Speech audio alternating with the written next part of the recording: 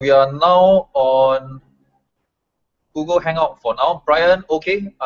Sure, I'll teach you what you missed out on yesterday. Yesterday, I think you missed out on some of the last few questions for solving, which is not too difficult to do. I'll guide you through that one a little bit later, okay? So right now, what we have here is we are still on Hangouts. Let me just give Collaborate one last chance. It looks like it's authenticating. I hope that it can get in. I hope so. I think there's a chance that Collaborate might work. And if it works, and then we will do our final example on Collaborate. No, it's not working. No. Nope, it's not working. I tell you what, you guys. Since we are pretty much done with this anyway, I don't think there's a need for me to shift the lesson over to Google Hangouts. So I'm just gonna call the end of the lesson here, and then we will do example 4.11 when things are better in real life. I'll teach you that back in the classroom. So I think I'm gonna stop my online lesson here today. There's really no point in going on. I'm gonna send out an email to tell everybody that the lesson is ended here. There's no true or false today. Who the hell is Chaotic Mouse? There's no true or false today. We'll do it next time. Yeah. Norman is Chaotic Mouse. Okay. What a name, Chaotic Mouse. I'm gonna need you guys to tell the rest of them that are ending the lesson right now because there are no other proving formulas to do. Also, I'm gonna send out an email just to confirm. But you guys can start to send a message to the rest of them. Don't bother going back to Collaborate. That's the end for today. Don't bother coming to Google Hangouts. That's also the end for this one now. Oh, look, finally they decided to let me back into Collaborate, but what's the point in that? But that's it. Okay, that's all for today. Thank you very much. Brian, you hang in there. I'll get over to you to teach you what we learned yesterday. As for the rest of you, thank you very much. I'll see you guys in class next week. Bye-bye. Brian, you hang on, okay? Hang on. Let me just write something over here.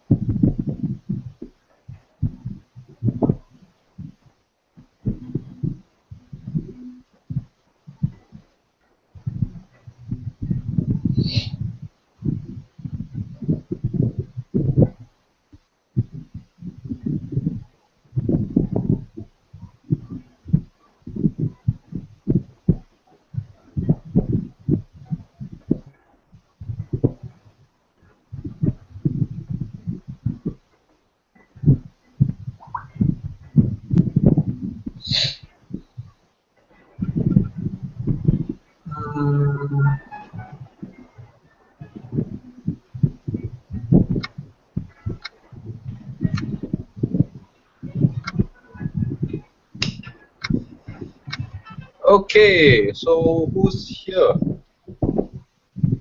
Who's Kesri Khan?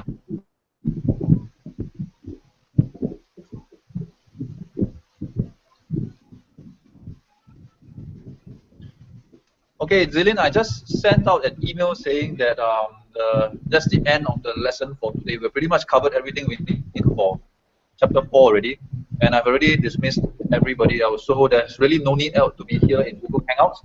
I'm still going to be here in Google Hangouts to cover some of the things that we did yesterday, just to keep Brian and those who missed the lesson up to speed. Okay, so if you choose to, you can just log out. It's fine. So I'll see you in class next week. Okay. As for Brian, I'm gonna do my document sharing to show you what we did last week. Brian, I'm gonna allow you to turn on your microphone so that you can just talk directly to me, and then I can hear what you have to say. Do you have a microphone on, Brian? Yeah, I have. Yeah, Brian, you can talk. Let me see whether I can hear you. Yeah, I'm here. Yep, okay, I can hear you. Yeah, give me a moment. Let me put on my earphones.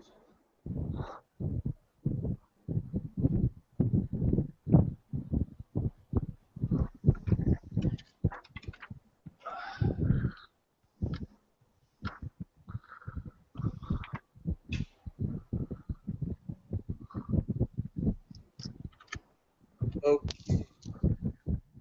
Okay, Brian, could you say something? Okay, nice. Yeah. Okay. Yeah, I can hear you quite clearly.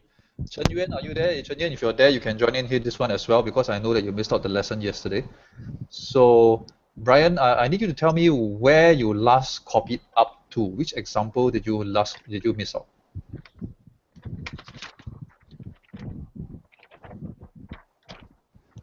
Do you go through 4.23? 4.23. I probably went through everything else already. Let me see. 4.23. 4.23 is the 4 tangent x minus secant square x, that one, right? Yeah.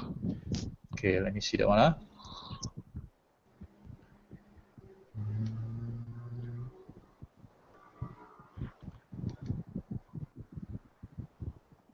Okay, could you see something appearing on your screen now? You should see my lecture notes on the screen, correct? Yeah, can see. Okay, I'm going to scroll down to 4.23. 4.23 is right here. The one that says solve the equation 4 tangent x minus secant square x equals to 0, correct? Yeah. Okay, that's the one that you see there. Okay, give me a moment. Let me turn. No, that one cannot be muted. I'm gonna kick Joel out. Yes. Who is this person? Who's this SG person? Shazani, I think. Oh, really? Okay, Yeah, he also missed out yesterday. fine. So I don't know whether Shazani can hear me. If he can hear me, he can also turn on his microphone, so that if he needs to talk to me and ask questions, he can go ahead. So I think in my session right now, I have just the three of you: Shazani, you, Brian, and Chen Yuan. Chen Yuan also missed out the lesson yesterday. So okay, back to this. Can you see the notes again? You can see the notes on the screen, right? Yeah. Can you see my mouse cursor moving? Yeah, I can see.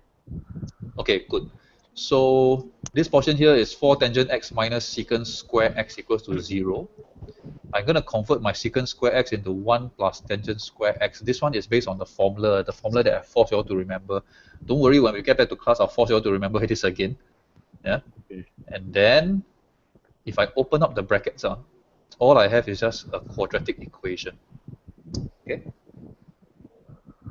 Now, as you're copying this, I'd like you to take a look at where my mouse cursor is circling, this portion here. 4 plus or minus square root 16 minus 4. I'm using the formula for this one, right? You don't have to. Use your calculator for the quadratic equation. You can also find the answer 3.732 and 0.268. So you don't have to do this formula. Just use a calculator will do. Oh, okay.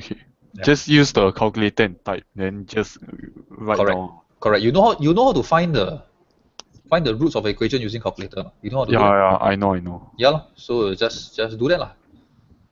Yeah. So that one should be quite straightforward. But you need to change to positive, right? Yes, you need to change to positive, which is why on the fourth line here, you see that I change to positive. Then the plus 4 tangent x become minus 4 tangent x. The minus 1 become plus 1.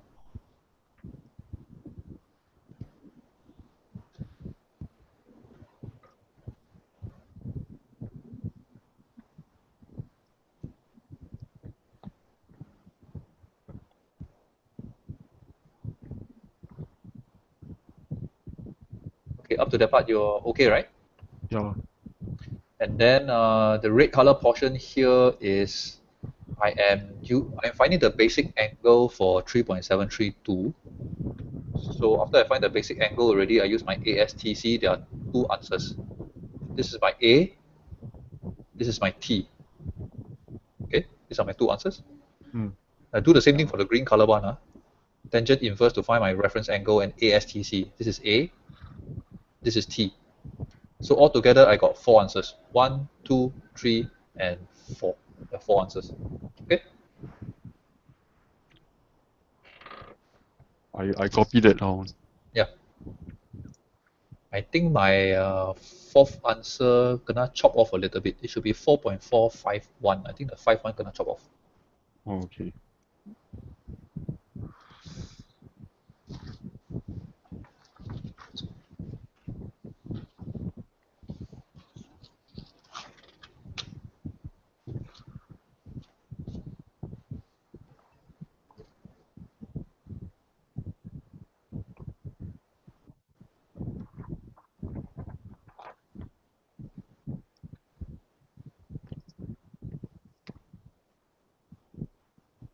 Just get out of my collaborate classroom.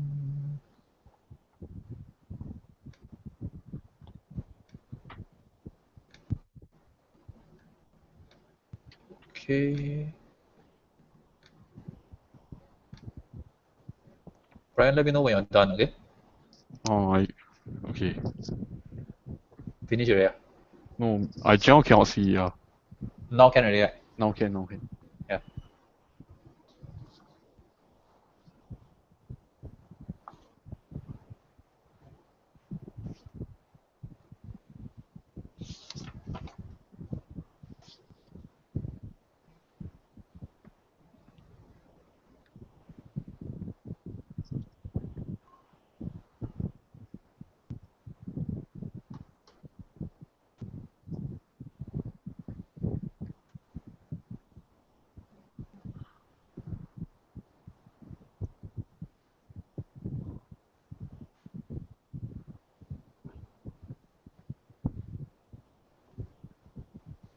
Brian, the other thing that you can do is you can also screenshot this one. Take a screenshot of the entire answer, then you can slowly copy it down. Would that be better? Yeah, okay. I think I take a picture, but I'm done already. Okay. So you want to take a picture with your headphone? Yeah. Is it more painful? You screenshot is easier, right? Okay, up to you. I leave it to you. Okay. Okay. Can I move on? Yeah, can. Okay, I'm gonna move on to this one. This one you completely missed out yesterday. So this one here is known as the R sine alpha method. Okay. Now you take a screenshot first. The exercise number for your side, it should be 4.24. Mine shows 4.25, but for yours is 4.24. Take a picture already? Yeah.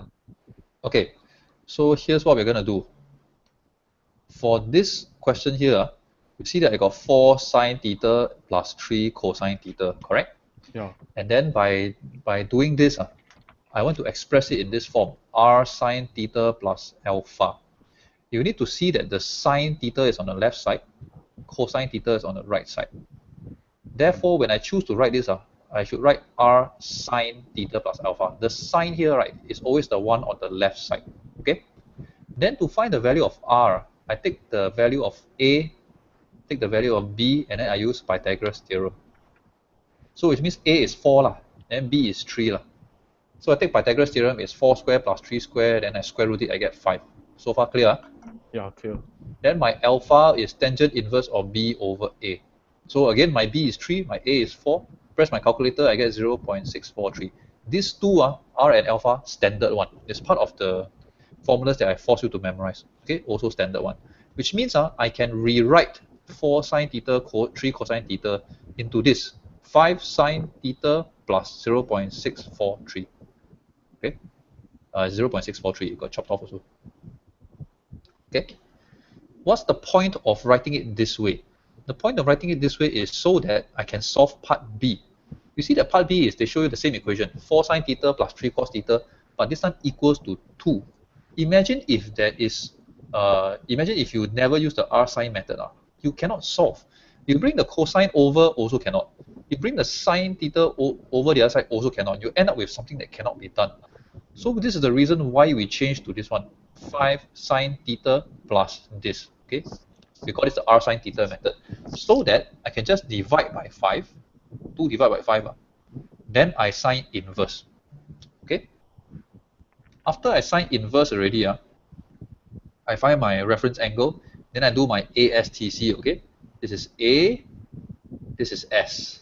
Don't worry about the red one for now first. This is A, and then this is S. But remember that here I got a plus 0.643. So if I want to find theta, what must I do? Must bring over. If I bring the 0.643 over to the other side, what happened then is that 0.412 will minus away 0.643. I get a negative number, and I don't want a negative number. The question here says that it must be, the answer must be between 0 and 2 pi. Negative number is not what I want. This is the reason why I have one more set of answer here. Okay, this one more set of answer is I take my original one, the one in A, right? I plus 2 pi.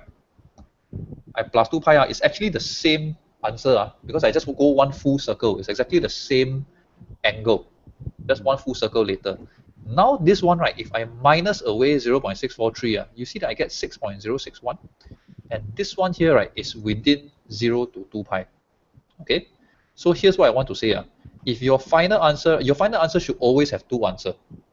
If one of them happen to be negative, right, then you must force the other answer to come out somehow. The way to force it to come out is take the answer that was negative, right, previously, you plus 2 pi to it. Then you do the subtraction. Your answer will be correct. Did you understand that? Yeah, I understand. Okay.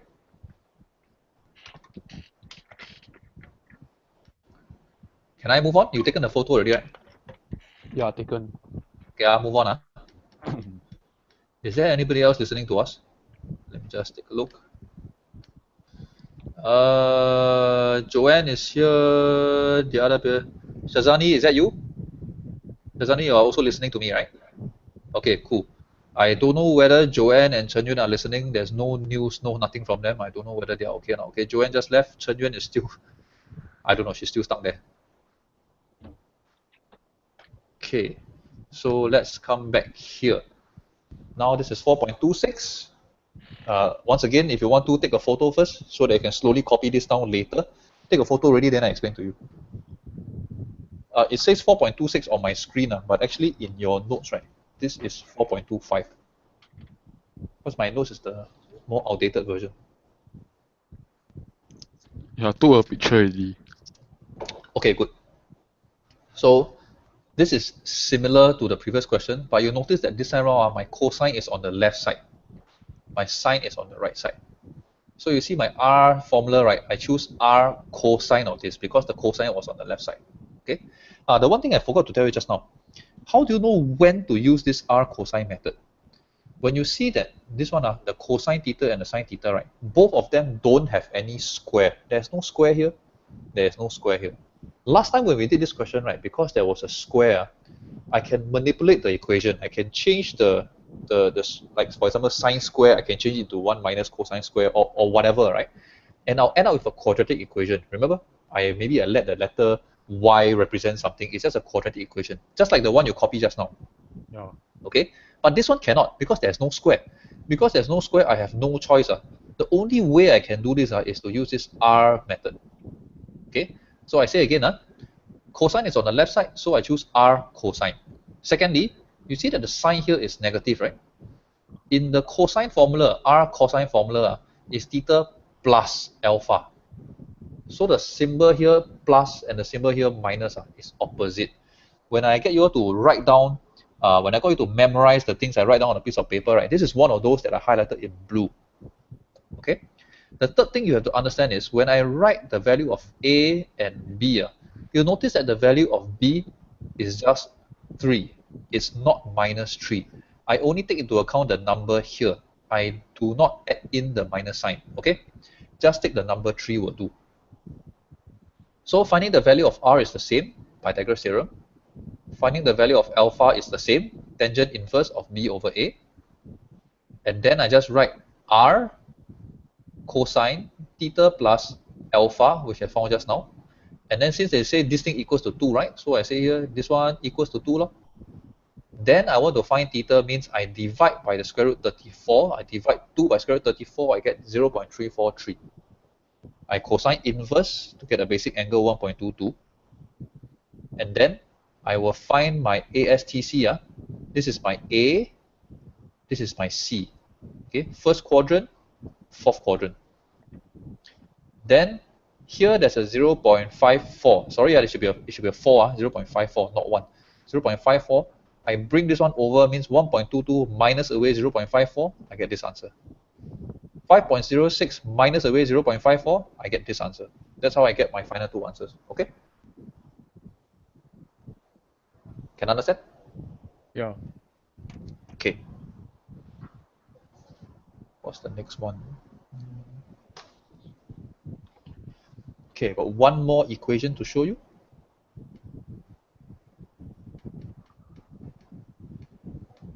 Okay, you want to take a picture first?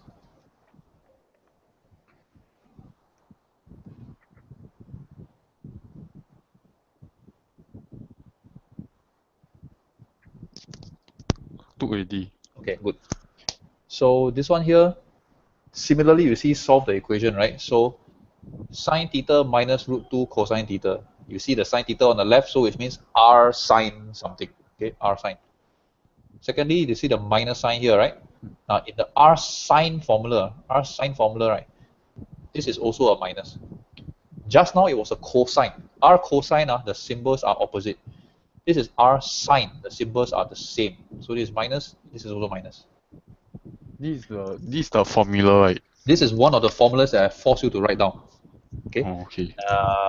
You can see the formulas when you flip to page 77. Okay, 2 pages before this, page 77. At the bottom of the page there is a box. So you can see the formula there also.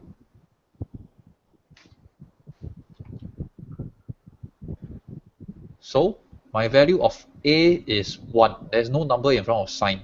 So the value of A is 1. The value of B is square root 2. Remember, it's not minus square root 2. It's just square root 2. I use my Pythagoras theorem to find R. I use tangent inverse to find alpha. Okay, 0.955. And then this is my R sine theta minus alpha. I'm writing it here, equals to 0.8. The 0.8 is from just now this question. I write down here 0.8. And then I want to find my theta, right? So first I divide by square root 3. 0.8 divided by square root 3, I get 0.462. I sine inverse of that. This is my reference angle. And then I do ASTC. ASTC, sine, right? Positive sign, A, S. These are the two. Then there's a minus 0.955 here. I must bring over to the other side. So now I plus 0.48 plus 0.955. I get this 1.435. 2.611 plus 0.955. I get 3.616. That's what I get. Okay. Yeah.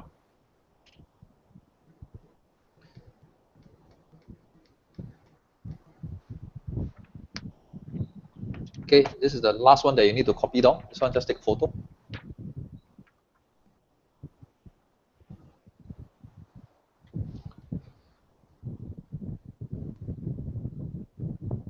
Okay. Done. Okay. This one here, they ask you to sketch. You notice that I see in red here, right? If I equals to 12 sine t plus 5 cosine t, imagine if you never do any modification, ask you to sketch this graph. You don't even know how to start. I don't know how to start because it doesn't make any sense to me. But if I can convert this one into the R sine formula, maybe I can sketch. So you see, the sine comes first. So it means it's R sine something. My A value is 12. My B value is 5. So that's what I have here. I written here in red. R value, Pythagoras theorem, I get 13. alpha value, I get tangent inverse of 5 over 12, I get 0.395. Then I can rewrite. Okay, I can rewrite the whole equation here in terms of r sine theta. This is my r sine t plus alpha. This equation I know how to sketch because this is what we learned in chapter 3. The number 13 here is your amplitude. Okay, so your remember the chapter 3 sketching got A, B, C, and K, right? So your A is 13 amplitude. Your B, which is here, is 1. Therefore, my period is 2 pi over B, right? My period is 2 pi. Yeah, my period is 2 pi. This is my C value, 0.395. So using the C value, I can find phase shift. Phase shift is negative C over B, which is negative 0.395. And then I can sketch. Okay, I do my normal sketching. I've already sketched out everything for you here already. I just keep it simple for you. The red color dotted line here is the amplitude, 13. Okay, the one at the bottom here is minus 13. That's the lowest point it can go. What does the question want? Find the maximum current and the first time that it occurs. The maximum current obviously is 13 because the amplitude is 13. Excuse me, amplitude is 13.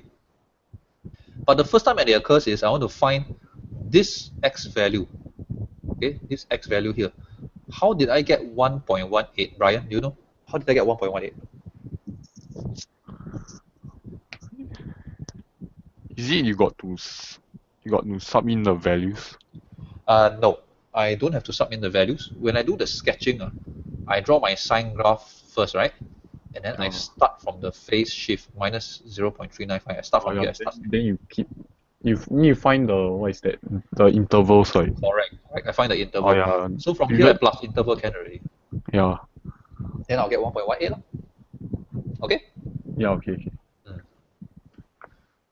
Okay, this last one here, don't need to take photo because there are no answers. This one here is for discussion one, and I need you to recognize how to do this. There are 4 equations that look very, very similar. All 4 of them are done in different ways. So take a look at the first one here. How would you approach this question? What method would you use for number 1?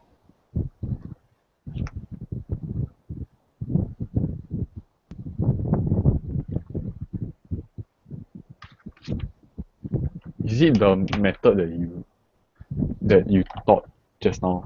Which is what? The one that you need to find R? No, nope, not that one. The one that you need to find R is when both the sine and cosine both don't have square. This one got a square here. So how?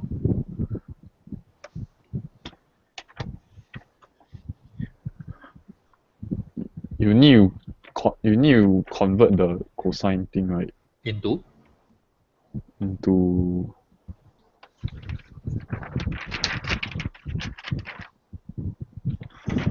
the formula that you gave. No, you don't have to, not yet. You see, this one is 3 cosine square plus cosine minus 1. If you replace the cosine with another alphabet, replace it with a, for example, right? Then what you will see is just 3a square plus a minus 1 equals to 0. Can you see that it's a quadratic equation? Yeah. So if it's just a simple quadratic equation, right? So you solve as a quadratic equation. You use your calculator, you can find the quadratic equation, the solution. Remember? Yeah. Okay. So that's how you do with quadratic equation. This is one of the first things we learned when we learned to solve in chapter 4. You look at equation number 2, very, very similar, but instead of cosine square, they got sine square. So how? Your sine square need to change to cosine. How to change your sine square to cosine square? Yeah.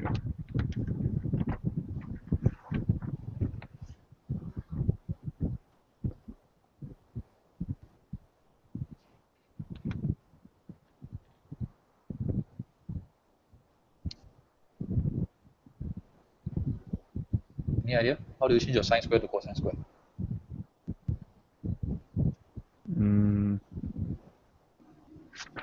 Can you find the right formula?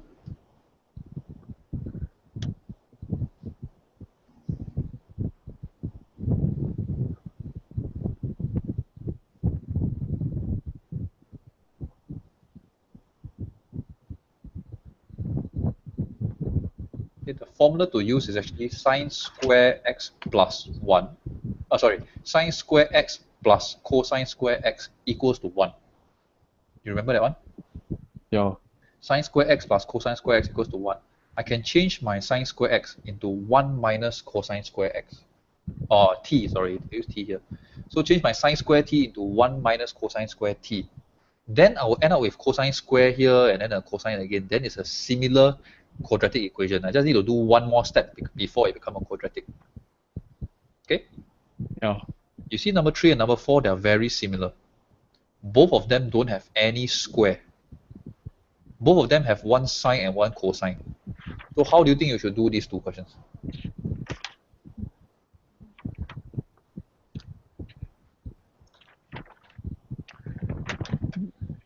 Use the find the R first and Correct. the R and the alpha. alpha, yeah. Which one should you use? Should you use R sine theta minus alpha, or should you use R cosine theta minus alpha? Which Use one sine. use sine? Yeah. Correct, use sine. But you see, equation 3 and equation 4, right? Only one of them need to use the R sine. The answer is number 4 should use the R sine. Okay. Number 3, actually don't need got shortcut. The shortcut to number 3 is because this side is a 0, your cos t can bring over here. So your cosine t bring over here become minus cosine t, right? Then you can divide by cosine t again. You get 3 tangent t. Okay, this one's a bit hard to describe. But if you can write it down on a piece of paper, you bring your cosine t from this side over to the other side, you get minus cosine t. Okay? And then if you divide both sides by cosine t, you end up with left side is 3 sine t over cosine t. The other side will be equals to minus 1, because I divide by cosine t already, right? Then the sine t over cosine t will just be tangent. So which means that one can just do by tangent method. Don't need to do any R sine formula.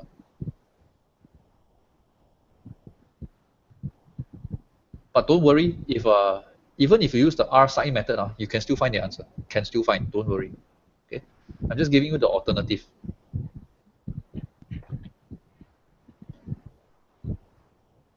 Ryan, so far okay? Yeah. That's actually all we did for yesterday. Yesterday's session was quite short. That's all they did. Yeah. Okay? Okay, can. Okay, so I will see you next week in class. I thought Friday, yeah.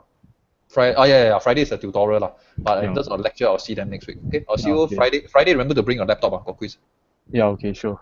Okay, thanks. Okay, see you. Bye-bye. Yeah, okay, see you. Bye. Bye.